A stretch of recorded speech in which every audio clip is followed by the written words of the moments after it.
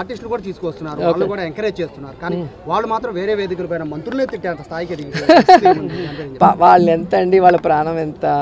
So వాళ్ళు మాట్లాడుతున్నారు అంటే ఎవరు మాట్లాడిస్తున్నారో మనం ఆలోచించాలి, కానీ వాళ్ళని మనం అనటం వేస్ట్. వాళ్ళు ఎంత చెప్పండి మనుషులు పాపం. వాళ్ళు ఏదో చిన్న చిన్న షోస్ చేసుకొని చిన్న చిన్న క్యారెక్టర్స్ చేసుకుంటే వాళ్ళు. మీకు తెలియదేముంది, మెగా ఫ్యామిలీలో 6-7 మంది హీరోలు ఉన్నారు కాబట్టి వాళ్ళకి వ్యతిరేకంగా మాట్లాడితే ఇక వాళ్ళకి సినిమా ఇండస్ట్రీలో ఏమీ లేకుండా చేస్తారన్న భయంతో ఆ కుటుంబంతో ఉన్నారు, కానీ ప్రేమతో ఎవరు లేరు. నిజంగా ప్రేమ ఉంటే వాళ్ళు ప్రకాష్ రాజ్కి సపోర్ట్ చేసినప్పుడు మా అసోసియేషన్ ప్రెసిడెంట్గా ఎందుకు గెలవలేదు? ఒక్కసారి ఆలోచించండి. ప్రేమ వేరే, భయం వేరే. సో అలాంటి వాటి కోసం ఆ చిన్న చిన్న వాళ్ళని తిట్టాలని నేను అనుకోను. కానీ ఎవరైతే మాట్లాడారో వాళ్ళు కూడా ఆలోచించుకోవాలి. మాట్లాడిన వాళ్ళు కూడా, మంత్రులకి శాఖలే తెలియదు అంటారు, శాఖలు తెలియకుండానే మంత్రులు అయిపోతారండి. సో మీకు ఏమీ తెలియదు కాబట్టి మిమ్మల్ని ఎమ్మెల్యేలు కూడా గెలిపించలేదు. మమ్మల్ని గెలిపించారు అంటే మేము వాళ్ళకి ప్రతిపక్షంలో ఉన్నప్పుడు ఎంత సపోర్టివ్గా ఉన్నాం, ఎన్ని ఇష్యూస్లో వాళ్ళని కాపాడుకున్నాం. ఈరోజు మేము అధికారంలోకి వస్తే వాళ్ళకు చేస్తామన్న నమ్మకం మా మీద వచ్చిన తర్వాత మాకేసారు. ఊరికే ఎవరు వేయరు. ఊరికేసి ఎలా ఉంటే ఆయన ఇప్పటికే ఒకరు సీఎం అయిపోయి ఉండాలి, ఇంకొకరు ఇప్పుడు మళ్ళీ సీఎం రేస్లో ఉండాలి. ఎందుకు అవ్వలేకపోయారు? కాబట్టి ప్రజలు చాలా తెలివైన వాళ్ళు, మనం అనుకున్నంత అమాయకులు కాదు. సినిమాల వరకు చూస్తారు, ఎంజాయ్ చేస్తారు, కథ బాగుంటే హిట్ చేస్తారు, కథ బాగాలైతే ఫ్లాప్ చేస్తారు.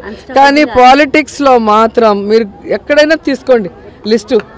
ఈరోజు కోటా శ్రీనివాస్ గారు గెలిచారు, శారద గారు గెలిచారు, నేను గెలిచాను, బాబు మోహన్ గారు గెలిచారు. కానీ వాళ్ళు కొణిదెల పవన్ కళ్యాణ్ అమ్మ కడుపున ఆఖరివాడిగా పుట్టిన, అందరికీ మంచి చేయాలి, మేలు జరగాలి అనే విషయంలో ముందువాడుగా ఉంటాడు. తన గురించి కంటే జనం గురించి ఎక్కువగా ఆలోచించే మనస్తత్వం నా తమ్ముడు కళ్యాణ్ బాబుది.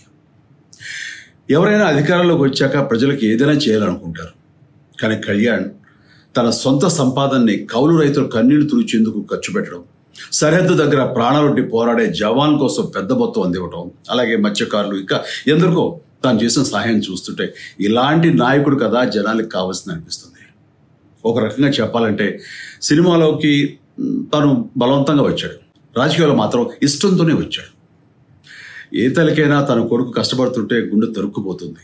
అలాగే ఏ అన్నకైనా తన తమ్ముడు అనవసరంగా మాటలు పడుతుంటే బాధ వేస్తుంది.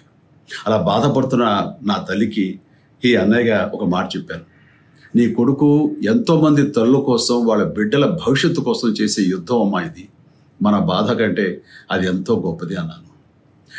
అన్యాయాన్ని ఎదిరించకుండా మౌనంగా ఉండే మంచివాళ్ళ వల్లనే ప్రజాస్వామ్యం మరింత నష్టం అని నమ్మి జనం కోసం జన సైనికుడయ్యాడు. తాను బలంగా నమ్మిన సిద్ధాంతం కోసం తన జీవితం రాజకీయాల్లోకి అంకితం చేసిన శక్తిశాలి పవన్ కళ్యాణ్.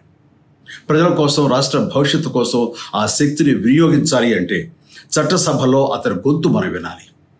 జనమే జయను నమ్మే జనసేనాని ఏమి చేయగలడో చూడాలంటే మీరు పిఠాపురం ప్రజలు కళ్యాణ్ని గెలిపించాలి. మీకు సేవకుడుగా, సైనికుడుగా అండగా నిలబడతాడు. మీకోసం ఏమైనా సరే కలబడతాడు, మీ కళ నిజం చేస్తాడు.